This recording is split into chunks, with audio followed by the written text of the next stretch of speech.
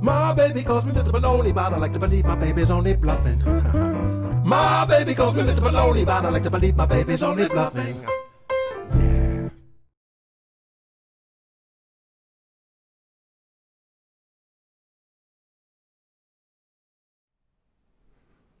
I would like to speak of memory and remembering. But before I do, I should say that if you feel you have an issue with memory, it might be wise to go and see a professional, because there are all sorts of therapies and drugs and things which can help these days if you feel there's something wrong. I don't think there's anything wrong with me. So I'm going to talk about my experiences. And before I do, I should mention I've looked at the science. There's explicit memory, implicit memory, episodic, semantic. It involves the hippocampus, the cerebellum, the basal ganglia. On it goes, but what does that mean to me? Or you, perhaps? I'd like to tell you about 3 experiences which I found quite striking over a period of time. Every now and then I'd sit and enjoy thinking about holidays in France that we had as children with the family. And I remember this road with these long, tall trees, and the sun was shining, as it always tends to do in memories. And my dad was driving his Citroën. It was a right-hand drive, British version. And I'd think of this, along with other things, over a period of decades, really, than the last time it happened. I thought, but wait a minute. We're on the wrong side of the road. My image in the memory was British, driving on the left. But I'm sure my dad wasn't driving on the left, because in France they drive on the right. And no matter how I tried to move the car over in my image, it kept going back to the wrong side. I thought, well, that's interesting. It's obviously wrong. How much else of it is wrong or inaccurate? Another episode I had, I used to get paid in the early days. I had a day job, and the money would get put in the bank, and I'd go every week and draw out cash to spend during the week to live off. I've been doing this for years. And one day I went up to the machine. I'd had 2 weeks off because I had some gigs which paid cash, so I didn't need to. So I had 2 weeks off after all these years every week. And I went up to the cash point. I thought, what's my PIN? I thought, well, I'll just go through the motions because my body will probably do it. Typed in the PIN. Wrong. Couldn't remember, but I thought, what's it likely to be? Maybe my dad's birthday. Yeah. Typed that in. Wrong. One more go left. I thought, this is ridiculous. Thought of something else. Maybe it's that, even though I wasn't really convinced. Put that in. Wrong. Took the card. Had to get a new one. Never remembered the number since.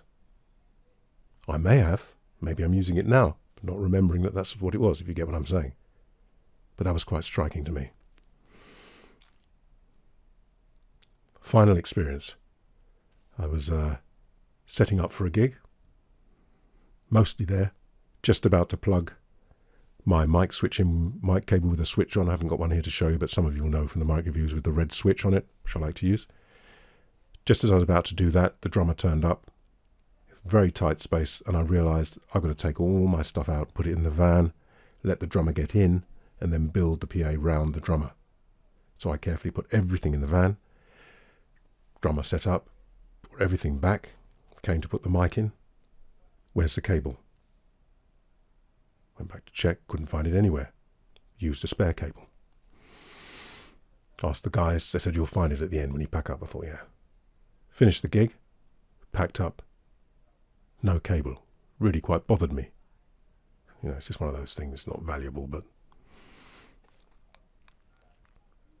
Oh, well, where's that then? Somebody wouldn't steal a cable, sure, it's to take the mic, if anything. Next day I was swimming, and I find swimming quite good for things floating up. As I was swimming, I thought, wait a minute.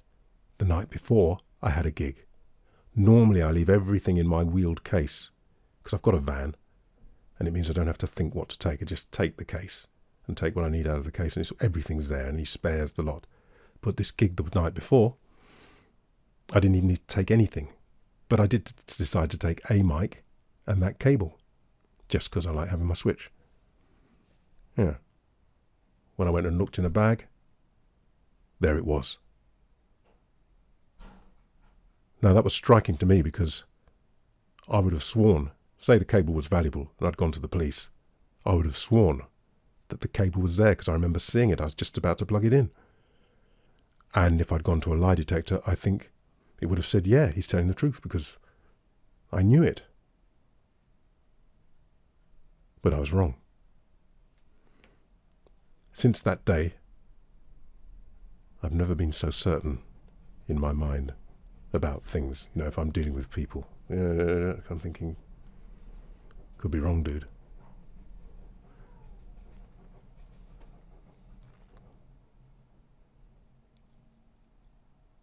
My thinking then is that memory, in my experiences, is inaccurate.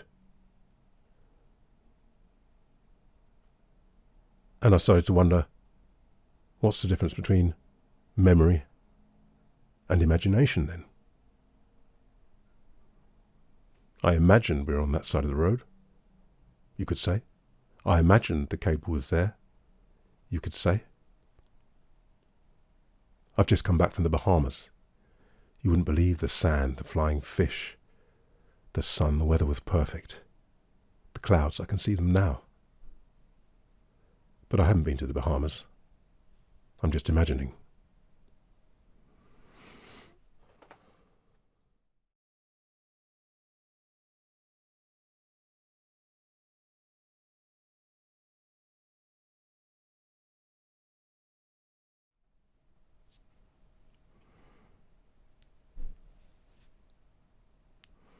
I wonder then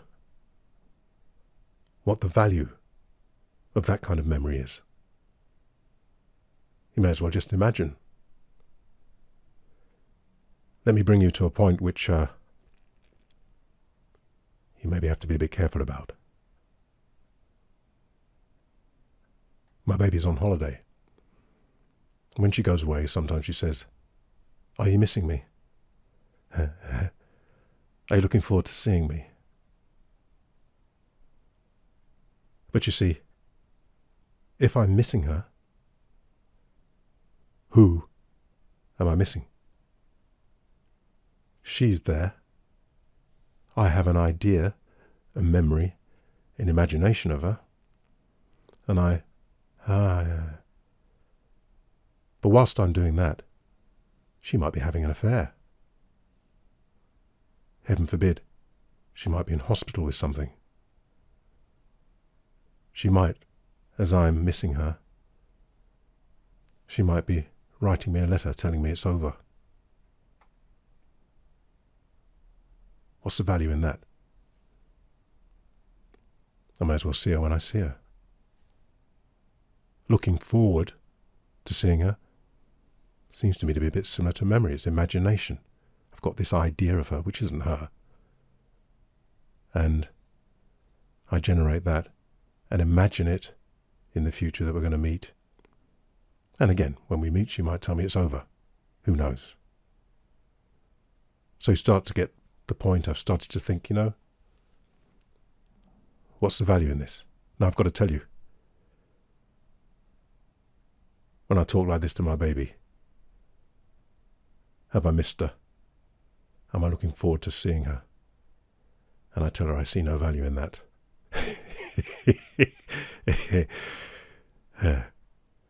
It's not for the faint-hearted. I don't know what you think. I tend not to bother with it anymore. Memory. Looking forward. May as well deal with what is, I find.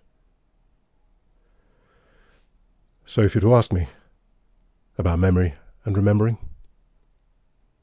forget about it.